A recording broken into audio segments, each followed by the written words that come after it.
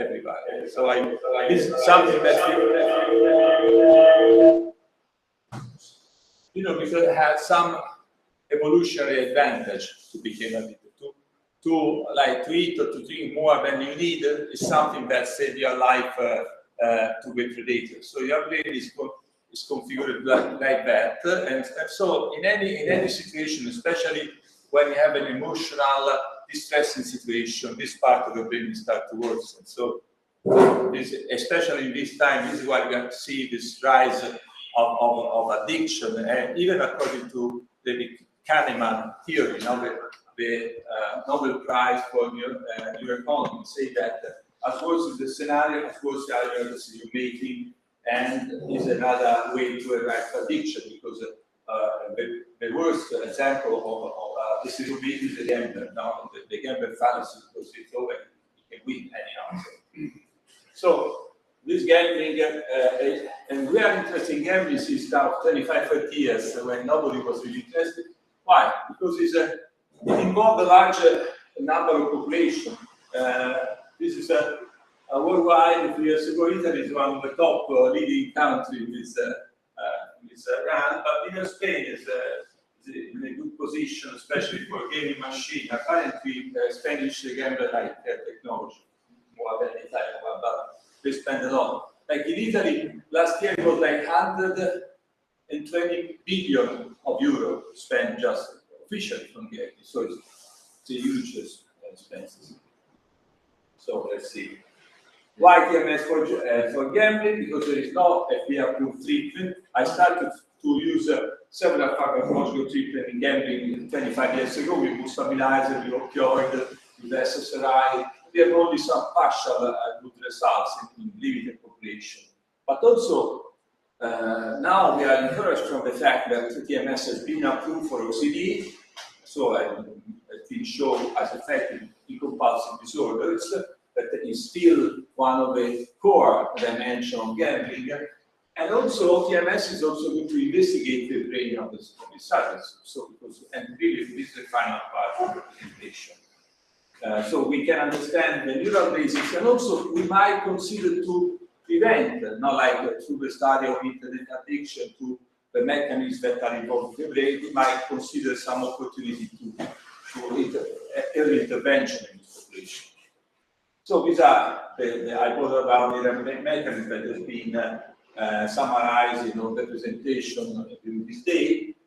So what is interesting that there are several studies, a very recent review, that show that in all the substance disorders, somehow TMS has been proven as efficacy, but you see 10 years on the right, 20 years on the right dorsolateral prefrontal, high frequency 20 years on dorsolateral prefrontal left, but somehow even on the right there are some good results, and most of these are based on excitatory 10 years, but also there are some studies with theta-bars continuous stimulation, which is inhibitory stimulation. And you see also on the right, not just on the left. So it's still an open issue. My impression is that sometimes the patient tells us, I don't feel, we have made some trial, like before starting the treatment, what do you perceive as more effective on your own? I mean, if we stimulate the right side or the left side, do you have any difference? Or maybe we can make a simple inhibitory task, and we can show some difference. This is why I was asking to Camprodon about the subjective experience of a patient. I think that all this treatment can be helpful in some subtype of gambling. The same, this is nicotine craving. You see most are high frequency, but there are also low frequency, 10 Hz, and some are negative. And cocaine is the most promising study. You see the first one with Camprodon, Pascal Leon, 2007, 10 years on the right, but not left. And then after that, a lot of studies show on the left side it was better than on the right side. Generally speaking, most of the clinicians use the left side to stimulate the high frequency cocaine addiction, but it's still open So we published quite recently a real-world comparison between TMS, low frequency of the treatment, supplemental motor area in obsessive-compulsive resistant patient, compared to augmentation with risperidone, that is the first, the most popular next step in this resistant population. And it was interesting because we show that almost double of the subjects had a good response compared to the subject with risperidone. So it's interesting because you don't have all the risk related to neuroleptics, including the metabolic impact, and you have a double of the response. So more than 60% in the resistant population is really a good result. It's interesting because the PRISMA is an area where apparently the SSRI doesn't work that much. So see, all these patients were already treated with SSRI. Apparently the TMS of the PRISMA enlarge the activity of the brain because it works on a part of the brain that is not that one where the SSRI are working. So this is why this is also part of my concept of precision psychiatry. So you add the treatment where the modulation of the drug doesn't work. And so you combine really not just the clinical, but you combine the activity on the brain of the subject. So we read all the study before we start to the protocol for theta stimulation in gambling. We were watching all the study, short case series of not really multi-center clinical trial, but just to take some inspiration. We found that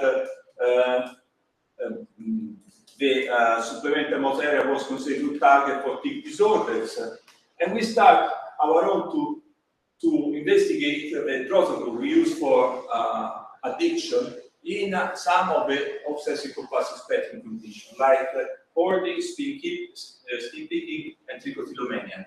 That are three conditions where there are no clear indication for pharmacological treatment.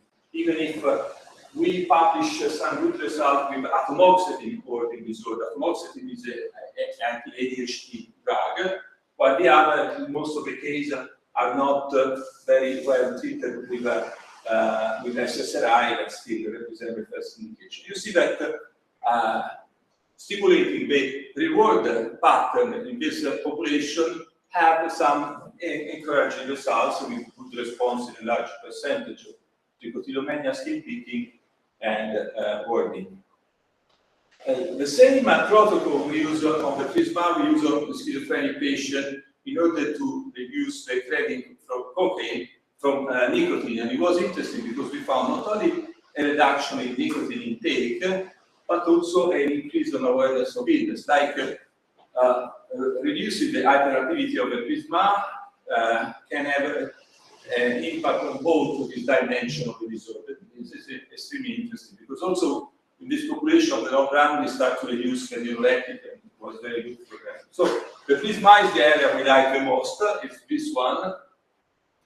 And this is why when we decide to work on the PRISMA, we decide this as a target, because someone say, how do you guess that PRISMA was a good area for treatment of gambling?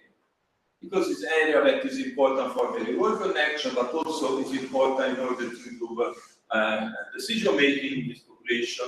And we have been studying in previous treatment study the effect of medication on the brain of the subject. We found that like lithium, when it's effective, it improves the activity of the Brodmann 11 area. It is one area that is still connected with the PRISMA area. So we thought that working on that area of the brain with low frequency with the inhibitory mechanism will reduce this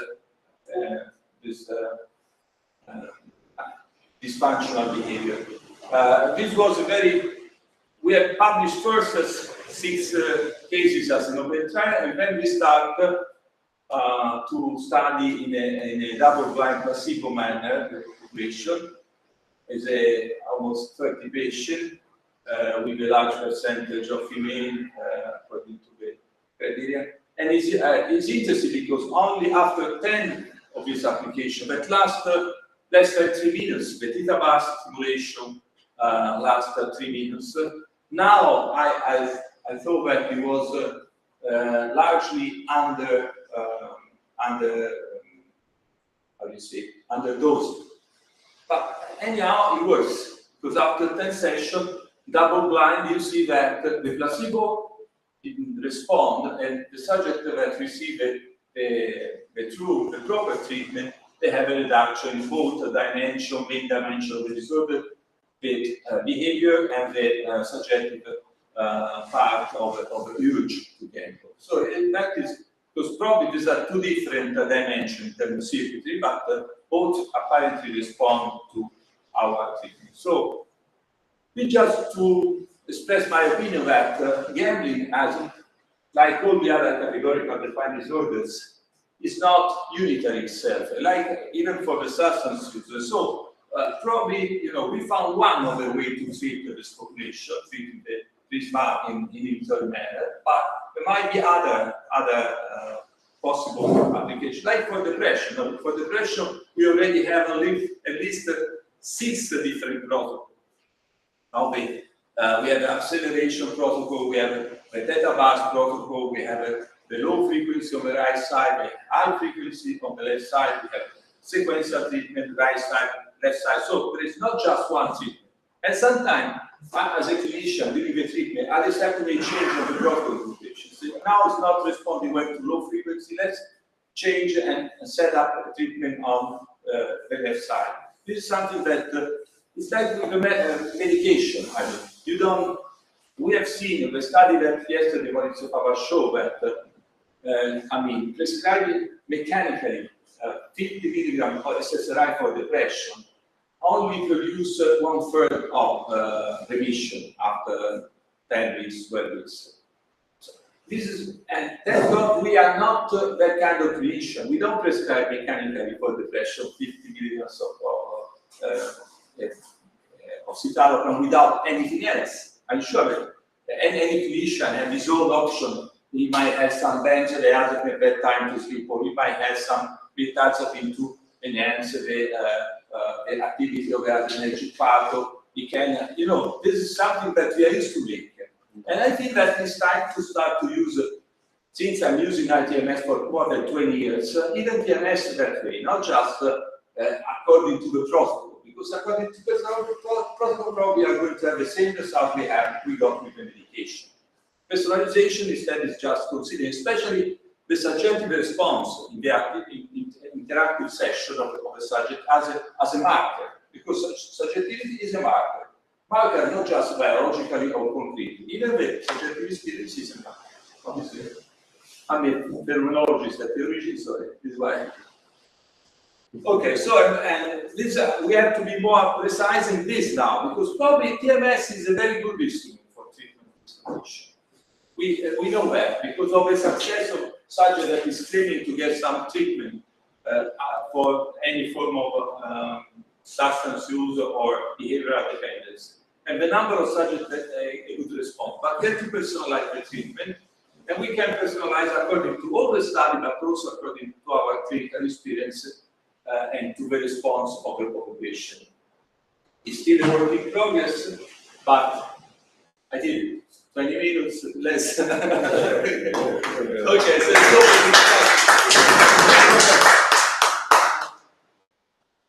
okay, I don't know if it is already online. Otherwise, if you want to ask one question. So I have a very clinician central approach to the patient, not just. I have one question.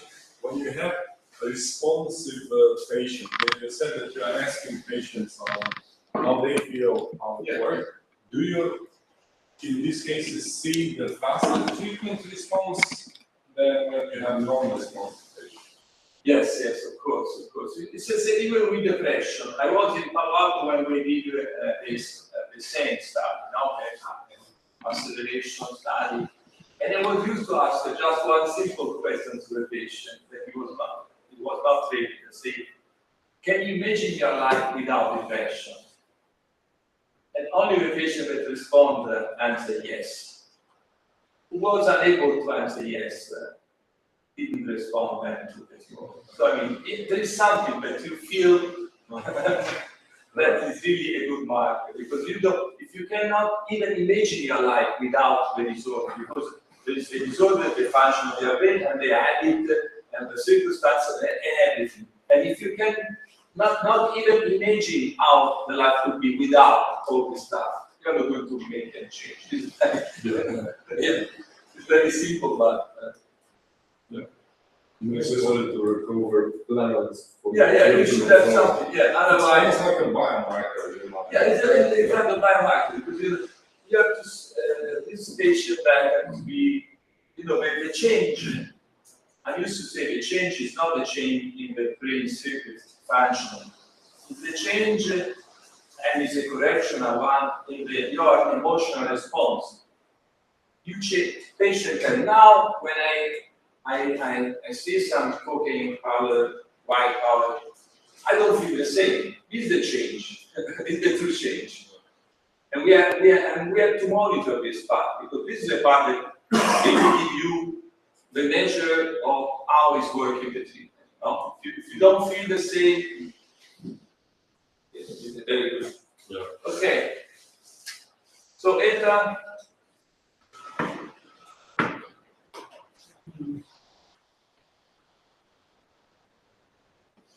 Start. Is there time for another question? Yeah. Okay. Now, that one is very interesting because it's a behavior, whereas depression is not a behavior.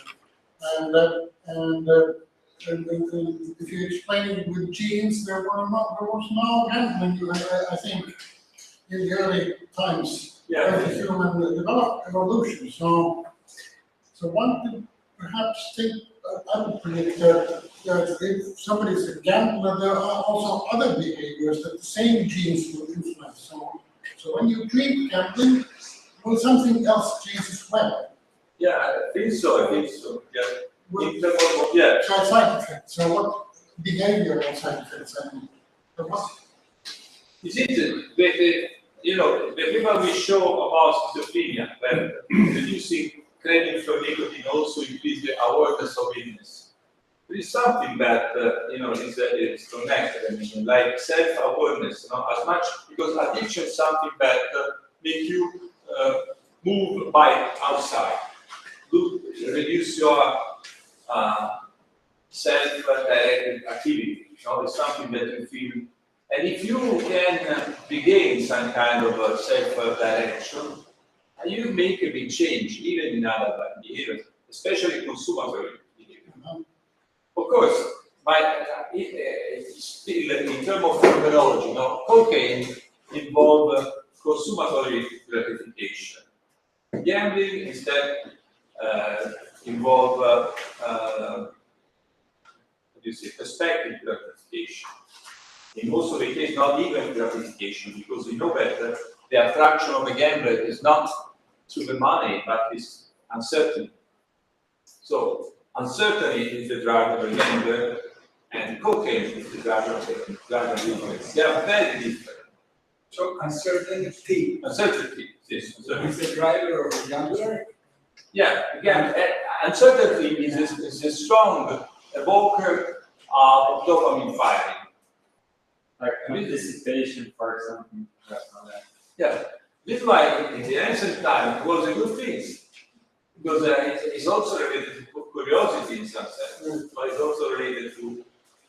So uncertainty has the same effect as the drug, the substance. In gambler. Like They want to stay in uncertainty as so much like as they can. cocaine. Cocaine wants to be No, the reward. For the second one, so. One. Excuse me. The next speaker is waiting. Okay. You present it. Okay, one second. Aeta. Si quieres revisar la cosa y quieres separar. Ok.